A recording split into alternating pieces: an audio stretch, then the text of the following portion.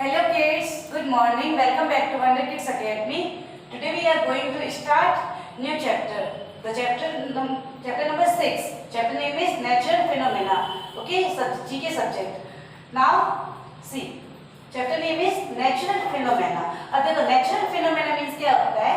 Nature आप जानते हो, नेचर का मतलब है हमारी जो प्रकृति है, यानी कि प्रकृति में क्या आते हैं, जितने भी पेड़ पौधे हैं, जानवर है, पक्षी है, ये सब किस में आते हैं, हमारी प्रकृति में आते हैं, यानी कि नेचर में आते हैं। ठीक है, अब देखो नेचुरल फिनोमेना, फिनोमेना का मतलब होता है एक टाइप से प्रोग्राम्स या जो कोई भी काम होते रहते हैं, घटनाएं होती रहती है, वो क्या होता है, फिनोमेना होता है। जैसे मैं कहती हूँ कि मेरी स्कूल का फिनोमेना, यानी कि स्कूल का कार्यक्रम, स्कूल में जो कार्यक्रम होते रहते हैं, हमारे घर का कोई फिनोमेना, यानी कि घर का कोई कार्यक्रम है, घर में कोई घटना घटित हो रही है, तो फिनोमेना का मतलब होता है कोई भी प्रोग्राम। अब देखो नेचुरल फिनोमेना यानी कि प्रकृति का कार्यक्रम, यानी कि प्रकृति में कोई भी काम किस तरीके से होता है और कौन सा काम कब होता है, उसके बारे में इस चैप्टर में पढ़ेंगे। ओके, फिनोमेना का मतलब क्या होता है, प्रोग्राम, काम, घटना, कार्यक्रम जो थे उसको कहते हैं फिनोमेना। नाउ सी, और natural phenomena is not a man made event. अब देखो इवेंट का मतलब होता है कोई भी घटना है, कोई भी उत्सव। जब हम कोई भी उत्सव मनाते हैं ना, जैसे जैसे होली का फेस्टिवल है और हमने होली को मनाया है, सेलिब्रेट करना, तो वो होता है इवेंट होता है। घर पे सजावट वगैरह करके उसको हम मनाते हैं, उसको इवेंट कहते हैं। किसी की शादी है, शादी का समारोह है, ठीक है, मैरिज है, तो उसको हम कैसे सेलिब्रेट करते हैं, घर पे सजावट करते हैं, डेकोरेशन करते हैं, खाने के लिए लोग आते हैं, वो सब होते हैं, उसको क्या कहते हैं, एक इवेंट कहते हैं। अब देखो नेचुरल फिनोमेना यानी कि प्रकृति में, नेचर में जो प्रोग्राम्स होते हैं वो मैन मेड इवेंट नहीं होता है, उसको इंसान ने नहीं बनाया, उसको किसने बनाया है, गॉड ने बनाया है। आपको ये पता है, एक तो नेचुरल थिंग्स होती है ना, और एक होती है मैन मेड थिंग्स। अभी तो नेचुरल थिंग्स कौन बनाता है, गॉड बनाता है, और मैन मेड थिंग्स कौन सी होती है, जिनको हम बनाते हैं। ये आपको पता है, ये आपने पढ़ा लास्ट ईयर। तब देखो नेचुरल फिनोमेना यानी कि प्रकृति में जो कामकाज होते हैं, नेचर में जो प्रोग्राम्स होते हैं, उनको कौन बनाता है, उनको कौन डिसाइड करता है कि कौन सा काम कैसे होगा। हम डिसाइड थोड़ी करते, वो तो अपने आप होता है। जैसे कभी बारिश आ रही है, रेन आ रही है, तो रेन को हम डिसाइड करेंगे क्या कि आज शाम को 5 बजे रेन आएगी, बारिश आएगी, हम डिसाइड करेंगे क्या, नहीं। वो कैसे, कौन डिसाइड करेगा, वो तो गॉड डिसाइड करेगा। वो कौन डिसाइड करेगी, नेचर डिसाइड करेगी, क्योंकि वो एक नेचुरल फिनोमेना है ना। तो वो क्या है, एक मैन मेड इवेंट नहीं होता है। जैसे some naturally occurring phenomena are given below. Some naturally occurring का मतलब होता है, ये मेन वर्ब होती है occur का मतलब होता है कोई भी काम होना, घटना, ठीक है।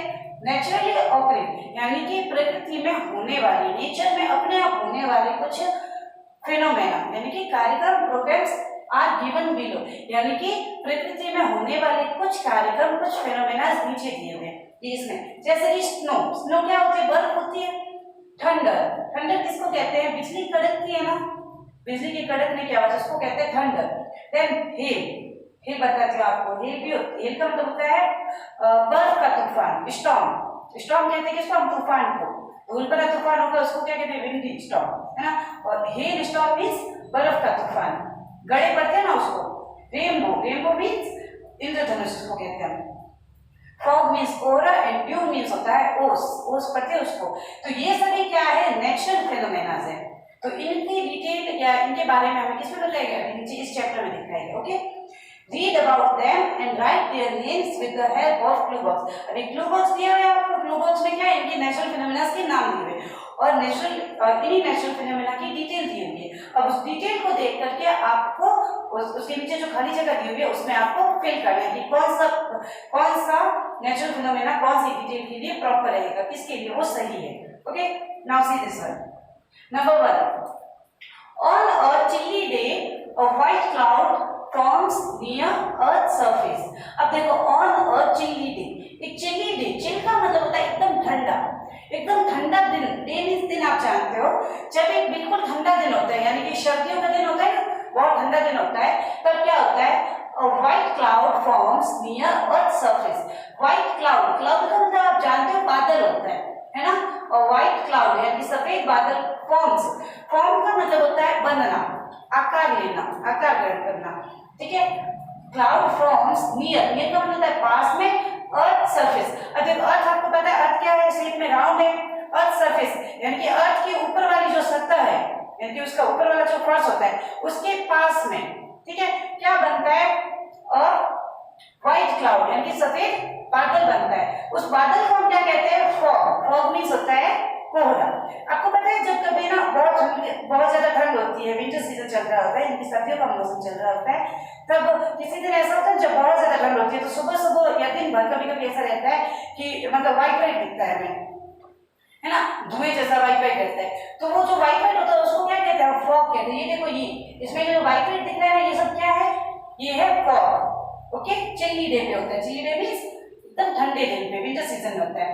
Number 2, an arc of coloured bands of light seen after rain. अब देखो एन आर्क, आर्क का मतलब होता है एक तरीके से जैसे एक सर्कल है, सर्कल का मतलब क्या होता है, एक गोल घेरा। आपने मैथ्स में पढ़ा है सर्कल, ट्रायंगल, रेक्टेंगल, ये सब आप इस सब आपने देखे हैं।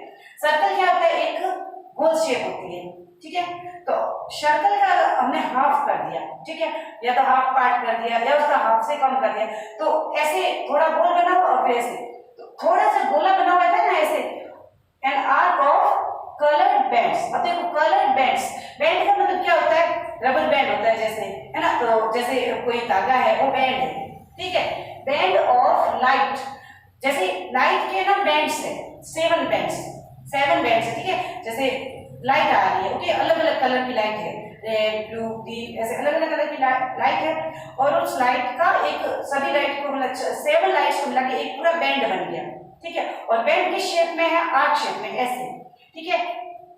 सीन आफ्टर रेन, आफ्टर का मतलब होता है बाद में, रेन मींस बारिश, जिसको जो किसके बाद दिखाई देता है, बारिश के बाद। जैसे देखो क्या बोलते हैं ये कि मान लो बारिश आई, बारिश आने के बाद है ना सन आ गया, ओके, सन की लाइट हुई, तो सन की लाइट जब है ना मतलब रेन होने के बाद जब रेन की छोटी छोटी ड्रॉप्स, स्मॉल ड्रॉप्स जब रह जाती है हमारे एटमॉस्फेयर में, तब क्या होती है कि वो लाइट उसके अंदर जाती है ना, ड्रॉप्स के अंदर, तो वो लाइट फैल जाती है और फैल के वो 7 कलर्स में डिवाइड हो जाती है और ऐसे करके उसका एक बैंड आ जाता है, ठीक है। तो वो किसके बाद दिखाई देता है, रेन के बाद। उसको क्या कहते हैं, इसको रेनबो कहते हैं। तो ये रेनबो भी क्या है, एक नेचुरल फिनोमेना है, ओके।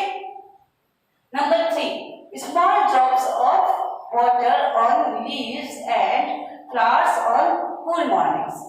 देखो स्मॉल ड्रॉप्स, ड्रॉप्स का मतलब क्या होता है, बूंदे। स्मॉल ड्रॉप्स यानी कि छोटी छोटी बूंदे, किसकी बूंदे, ऑफ वाटर, पानी की बिल्कुल छोटी छोटी बूंदे, ऑन लीव्स। अब लीव्स का मतलब आप समझते हो, पत्ती, पत्तियों पे, एंड फ्लावर्स पे, फ्लावर्स मतलब फूलों पे, और कूल मॉर्निंग, कूल का मतलब ठंडा और मॉर्निंग का मतलब सुबह।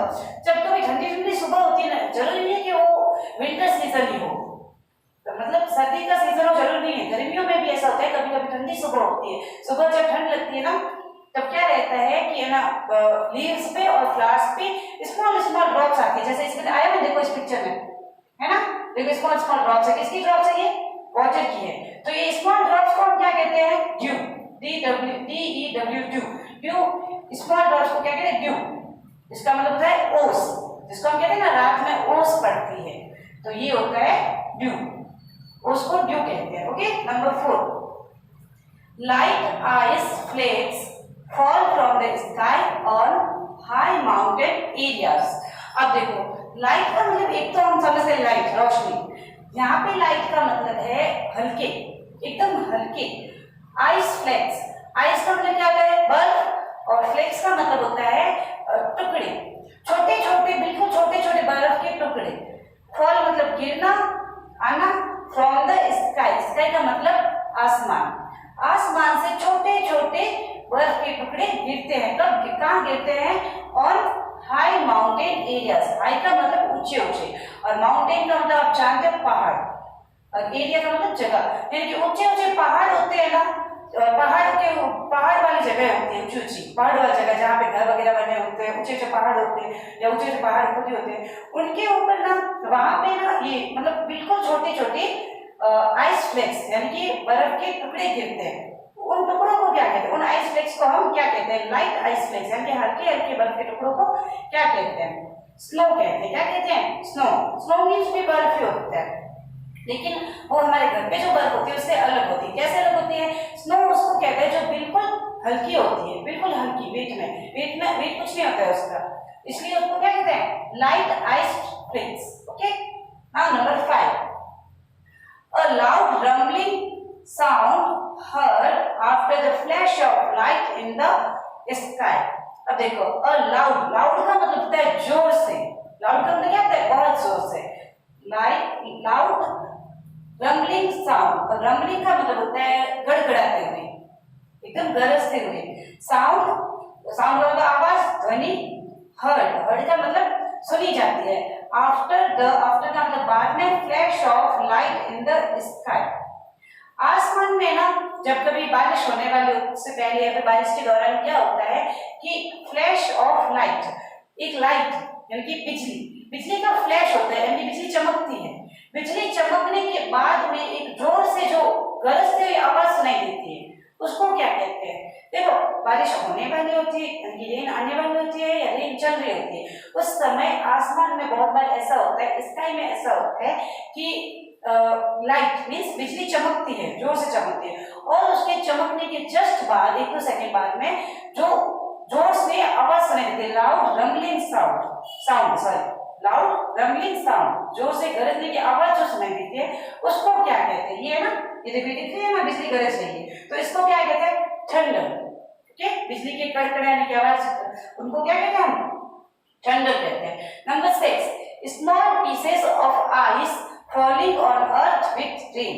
अब देखो, कभी कभी ऐसा होता है कि बारिश आती है ना, तो बारिश के साथ साथ ओले पड़ते हैं, जिनको हम ओले कहते हैं, और हमारी रीजनल लैंग्वेज में जिनको हम गड़े भी कहते हैं, है ना। तो ओले छोटे बड़े, बर्फ के बड़े टुकड़े या छोटे टुकड़े साथ में बारिश के साथ आते हैं, पता है, आते हैं, ऐसा बहुत बार ऐसा होता है। तो उनको क्या कहते हैं? स्मॉल पीसेस, मतलब छोटे छोटे टुकड़े, किसके?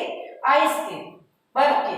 Falling on earth with rain, earth का मतलब होता है पृथ्वी, धरती, हमारी धरती पर बारिश के साथ जब बर्फ के टुकड़े आते हैं, उनको क्या कहते हैं? तो उनको कहते हैं हेल।